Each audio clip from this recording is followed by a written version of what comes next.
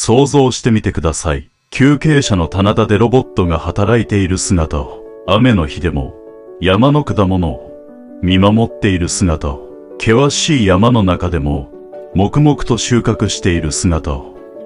海の中でも魚群を追っている姿を、養殖の状況を見守っている姿を、不審船が来ると警戒情報をネットワークで共有する姿を、若い技術者の職人でも、経験を積んだベテランの職人でも、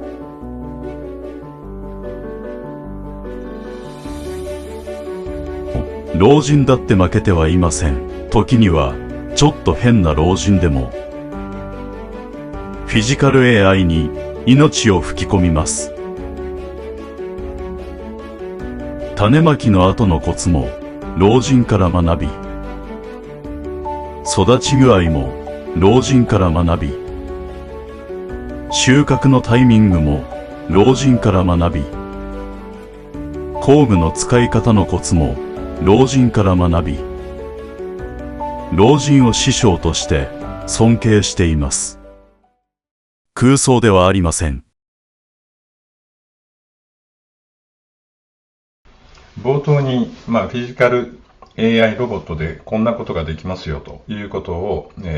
そのイメージ画像で、見てもらったんですけども、これが空想かというとですね、決して空想ではないんですね。まだ、それほど大きな動きにはなってないですけども、実際の事例があります。まず最初にちょっと、ご紹介したいのは、これ紹介する実際の企業さんの、特に了解を取ってはいなくてですね、ウェブサイトからの画像を、ここで紹介してるんですけども、最初はですね、これ宮崎県の新富町にある会社で、アグリストという会社です。で、この会社はですね、吊り下げ式の自動野菜収穫ロボット、要するにビニールハウスの、天井のところにですね、レールを、設けて、そこから吊り下げてですね、野菜を、自動で収穫をする、そういうロボティクスを、提供している会社です。で、これは非常に、日本らしい発想なんですね。例えばヒューマノイドの、人間型ロボットで全てをこうやろうとするんではなくてですね、そのロボットができる環境、もしくはロボットが作業をしやすい環境に環境そのものを合わせていく、もしくは環境との融合を図る、こういったその発想というのは、非常に日本人らしい発想でですね、これは日本が強みとなるような特徴だと思います。例えば工場の組み立てでもですね、実際に道具をどういうふうに整理をするかとか、その投入する部品とか、そういったものをどういう順番で並べるかとか、そういった手順が非常に大事なんですけども、それと同じような発想をしているということになります。で、次に紹介するのはこの会社で、これは神奈川県の藤沢市で稲穂という会社です。で、これはですね、人工知能と、ロボティクスで、やはりその自動野菜の収穫ロボットなんですけども、RAS、ラーズモデルということで、これはですね、そのサブスク、貸し出しのサブスクみたいな形ですかね。そういうようなビジネスモデルを、使ってですね、その収穫の時に、いろんなそのビニールハウスの農家に対して、貸し出しをして、収穫をするというようなことをやっているということですね。で、ここでも、この野菜の収穫っていうのは、多関節アームが必要だったりとか、もしくは、その光学センサー、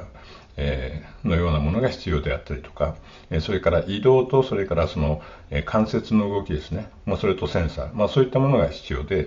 さらに自立をさせるということになると、AI が必要になるんですけども、こういったものをやっている積極的な会社ということになります。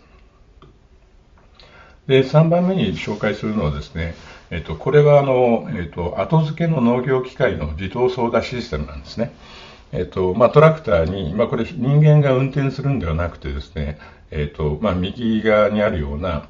ステアリングなどの部品の、後付けの、その操舵システムを、つけるということで、これは無人で遠隔もしくは自動操舵で、その走らせる、それから作業をさせるということができるということです。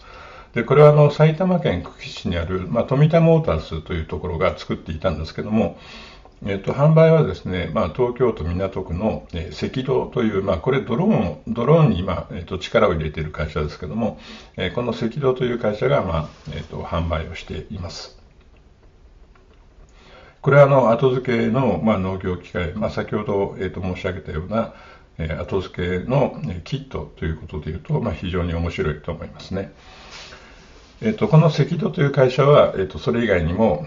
水中ドローン事業とかですね、そういったものも、やっています。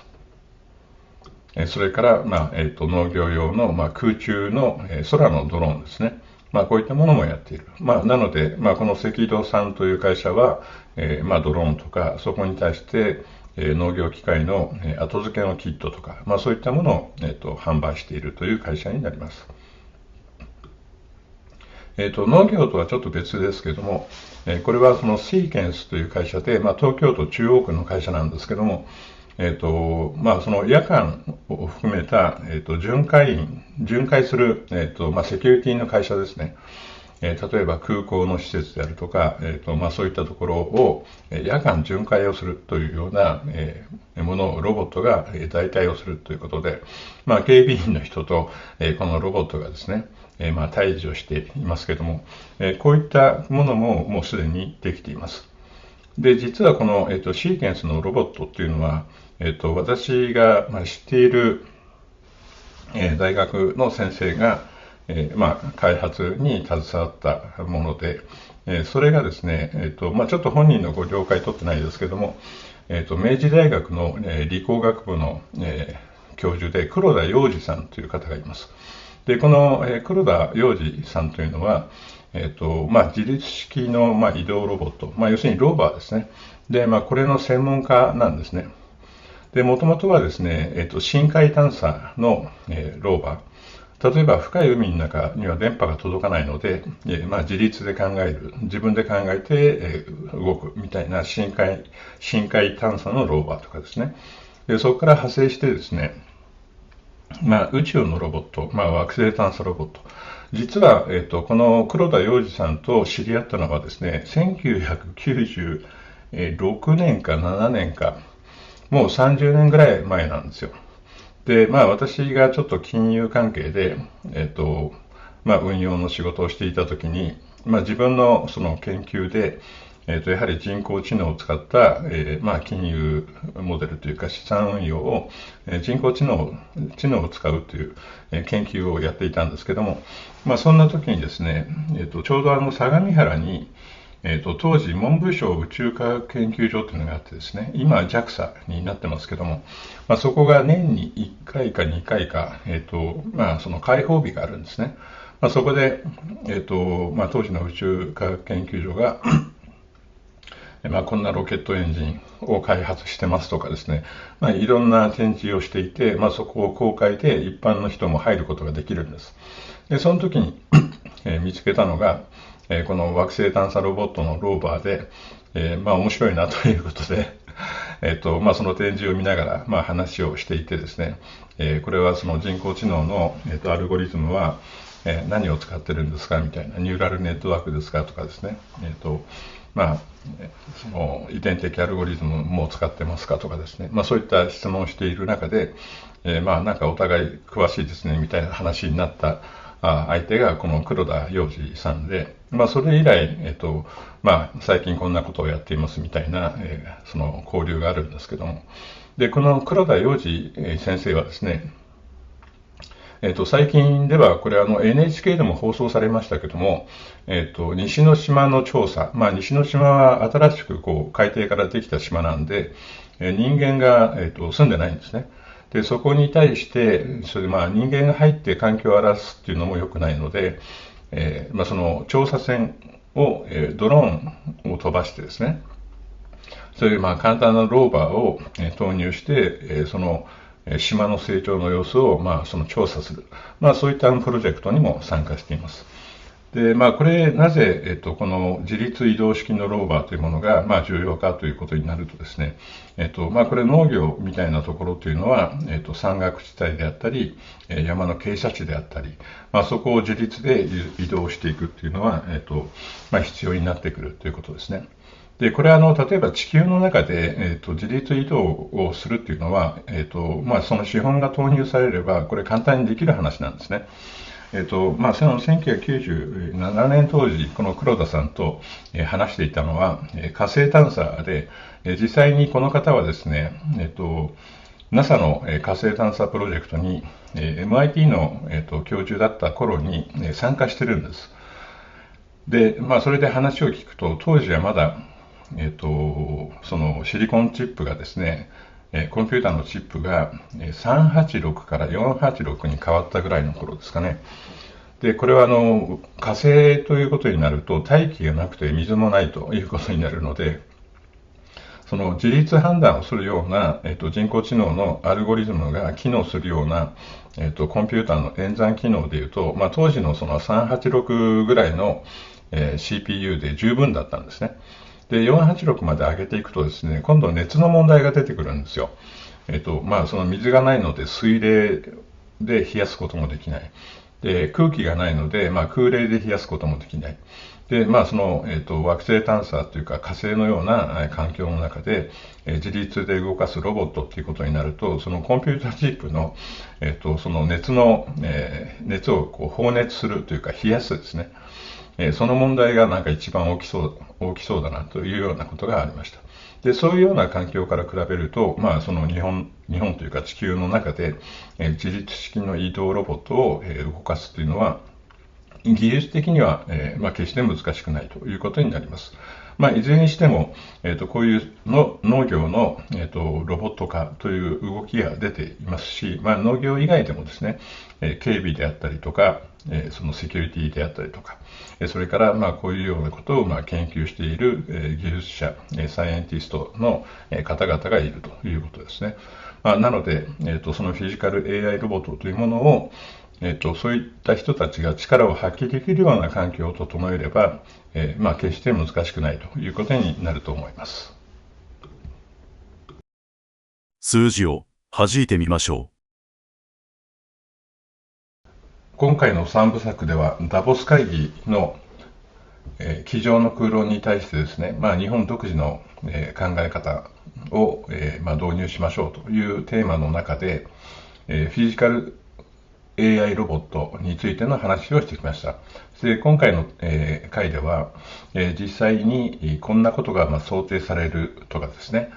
こんな実際の取り組みがあるということを、紹介してきたんですけども、最後にですね、例えばそのフィジカル AI ロボットを使って、日本のその食料自給率、これをその 100%、完全自給率に、持っていくということができるかどうかということについて、簡単に試算をしてみました。ここではその、フェルミ推定と言いますけれども、実際にいろんなそのデータが、すべて取れるわけではないので、あるデータもしくは条件については前提条件を置いた上でですね、試算をする、フェルミ推定という、アプローチをとっています。目標はカロリーベースの、食料自給率 100% です。現在の日本はですね、食料自給率は 38% なんですね。なので、100% に持っていくためには、現在の自給率を、2.65 倍ですかね。2.67 倍、上昇させないといけないということになります。現在の、前提条件の、数字ですけども、人口は、2025年12月現在で、1億2316万人います。で、1人当たり、このカロリーで、2248キロカロリー、必要だというふうに考えると、1人当たり、365日で82万キロカロリーになります。これにその人口を掛け合わせると、必要なカロリー、総合計としては101兆キロカロリー、毎年必要になります。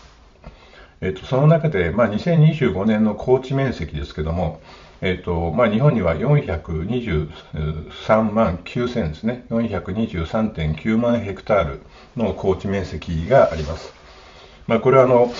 作放棄がされているものも、含まれています。で、そのうち、田んぼですね、これは230万ヘクタールあるわけです。これで完全自給に必要な、追加カロリーというのは、62.6兆キロカロリーを、作らないといけないということに、なります。で、ここでそのフェルミ推定の、前提条件なんですけども、田んぼで、できるお米ですね、これをすべて、主食カロリーに、割り当てるというのが、一つ目の条件です。で、その場合はですね、期待カロリーとしては、43.4 兆キロカロリー毎年、ということで、食料自給率の 43% をですね、この田んぼで賄うことができるというふうになります。で、これは水田からのですね、収量ですけども、大体135万ヘクタールで、720万トンぐらいでお米が取れるというのがあります。これは出生についてはここに掲げていますし、あと、その概要欄でもですね、一応どの、データを参考にしているかという、出生については、列挙をさせてもらっていますので、それをご覧ください。2番目の条件としてはですね、畑なんですけども、畑で取れる野菜というのは、様々です。で、それはすべて、前提というかですね、平均を取ることがなかなか難しいので、畑については、高カロリー作物、例えば、芋とかですね、そういったものを、一択でやった場合ということになるので、ちょっと現実的ではないですけども、畑ではですね、芋を作ったというふうに仮定しています。この場合の期待カロリーはですね、44.8 兆キロカロリー毎年ということになってですね、これも 44%、食料自給率、完全自給に対して 44% の寄与をします。で、これは、大体収量の計算ですけども、1ヘクタール30トンあたり、それで、これがその芋という前提ですけども、熱量が平均で、770キロカロリー、これ、キログラム単位ですね。それで取れた場合の計算ということになります。それから、海ですけども、これは漁業と養殖です。で、これは期待カロリーはですね、4.6 兆キロカロリー、大体 5% ぐらいの寄与ということになるわけですけども、カロリーベースではですね、この漁業養殖っていうのはあんまり寄与しないんですけども、貴重なタンパク源ということになるので、これは、決して軽く考えてはいけない、重要なものだというふうに思っています。で、生産量はですね、383万トン、これは2023年の数字です。で、これも取れる魚とか、魚介類によって違いますけども、平均、1キロあたり、1200キロカロリーとして、計算をしています。で、これを足していくとですね、43% の寄与、44% の寄与、5% ということで、100% にはならないんですけども、ほんの数%不足するんですけども、これは畜産ですね。例えば、豚肉、牛肉、それから鶏、卵、そういったものを入れていないので、そういった肉を足せばですね、完全自給は可能であるということに、なると思います。で、そうするとですね、問題は労働力の方なんですね。で、したがって、例えば日本にあるその耕作面積とか海とかですね、そういうポテンシャルから見れば、完全自給が、可能で、別にその完全自給を達成するために、新たに領土を獲得するとかですね、そういったことは必要ではないと。問題は労働力だということになるんですけども、この中でですね、次に考えていくのは、人はどうなのかということになるわけです。で、現状の、従事者ですけども、農業については、基幹的農業従事者、これが大体111万4000人です。それから漁業については、12万1389人。これは2023年の数字ですけども、それから林業従事者は、これは2020年の国勢調査ベースですけども、4万4000人ということになります。で、合計で127万9000人ですね。で、単純計算で、すべてで336万人必要なので、フルタイムベースで考えると、208万人不足するという計算になります。で、林業についてはですね、当然木の実とかそういう食料に、該当するものを採取するということもあるんですけども、林業はちょっと別の問題としてやはり考えた方がいいと思うんですね。で、この森林の保護管理っていうのが必要で、森林の保護管理をしないと、例えば土砂崩れが起きたりとかですね、もしくはその健全な森林がないと、そこから雨水を吸ってですね、川から海に流れていく。で、この海が、豊かな海にならない。で、そうすると、漁業にも影響が出る。こういったものがあるわけですけども、この森林の保護管理に何人が必要かということなんですね。で、この林業従事者はですね、1人当たり、568ヘクタールを、担当している、計算になるわけです。で、この森林というのは、放置をするとコストが跳ね上がる、インフラというふうに言うことができます。人間の人数が増やせないならですね、ロボットで、管理密度を維持するしかないということですね。それから最近は、特に2025年、熊の被害とか、出ていましたけども、同時にそのロボットを投入することで、鳥獣対策にもなると思います。で、この、不足分のですね、208万人を補うために、フィジカル AI ロボットが何台必要かということなんですね。で、ロボット1台の生産性、フルタイム相当ベースで考えた場合に、保守的に考えると、1台のロボットが3人分の働きをするというふうに考えることができます。これはちょっと保守的すぎるんですね。というのは、ロボットは別に1日8時間労働ということは、考える必要はないので、もっと生産性が高いわけですね。そうすると、例えば仮に3人分を、働いて、それで24時間、稼働すると。で、そうすると、8時間の3倍ですので、そうすると9人分ぐらいの働きを、するわけですけども、電気とかですね、エネルギーの補充とか、保守管理とか、いうことがあるかもしれませんから、強めで5人分の働きをするというふうに、仮定をする場合の2つの、ケースを、想定しました。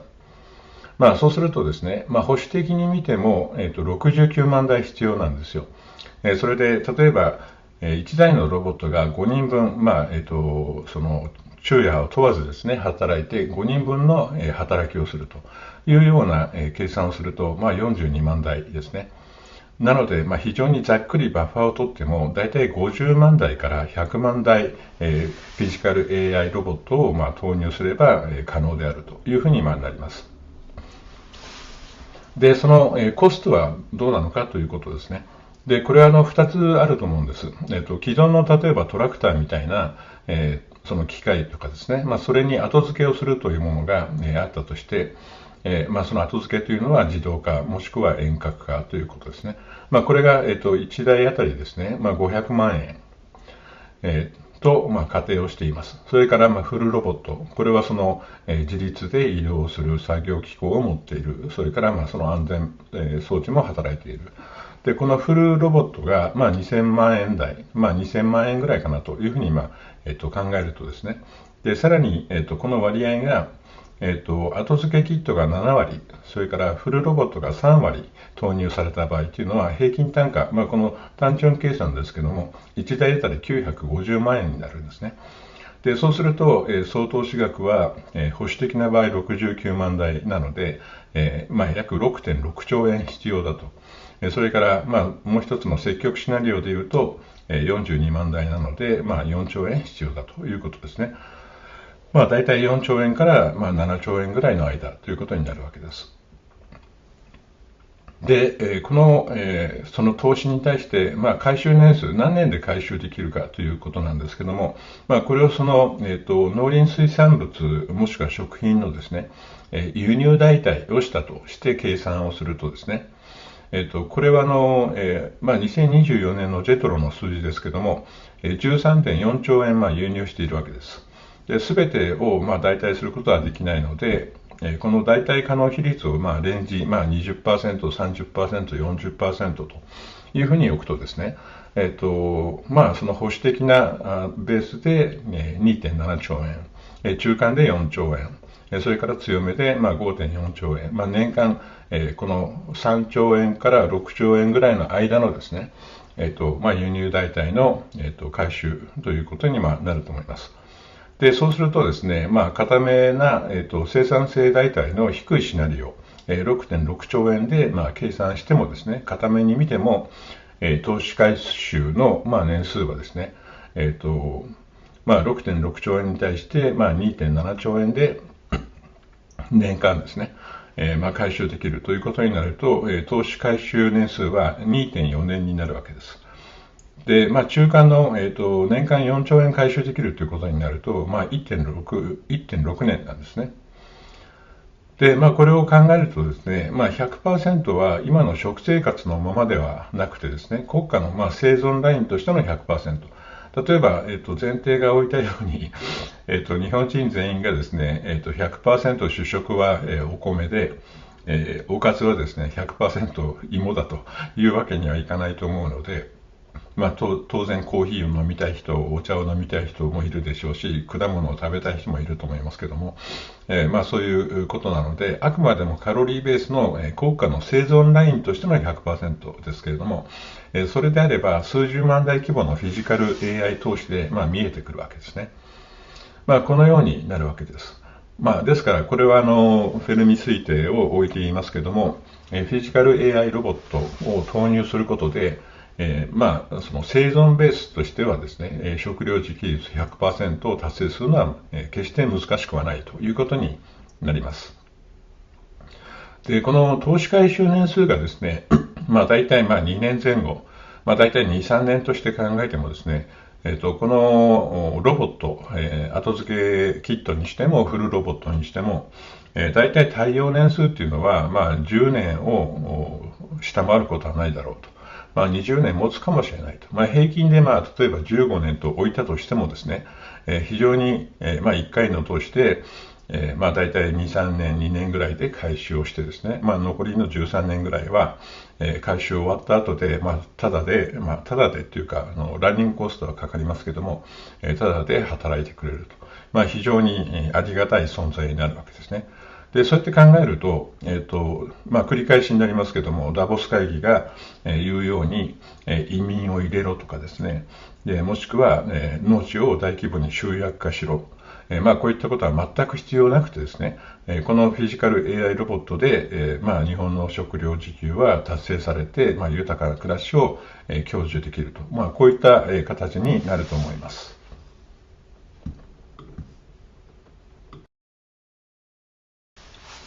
キューベインサイトラブに代わって、ボリューム4から6までの、まとめ、ダボス会議から始まったこの3部作のまとめなんですけども、1番目、ダボス会議は終わった。衰退グループの理念の押し付けに従ってはいけないと。移民の受け入れや、農地の集約化にはノーをということですね。それから、2点目は、フィジカル AI 戦略の政府の分析、これは正しい。ただし、大企業依存から決別して、個人とか、中小企業がコンソーシアムを組んで、日本独自のですね、ガラパゴス要塞を、構築するべきだということを、ボリューム5では、お伝えしました。で、今回のボリューム6については、フィジカル AI ロボットの、適用分野は広いと。それによってですね、例えば食料自給率 100% の達成も、できるということをお伝えしました。今回の 3部作ではダボス会議への継承から始まって、フィジカル AI ロボットによる内需循環型経済の方策、そして実例と食料完全自給のシミュレーションまで見てきました。衆議院の解散総選挙がありますが、私たち国民はどのように認識を改め、どの政党候補者を選択したら良いのでしょうか。皆さんで考えてください。キューベイでした。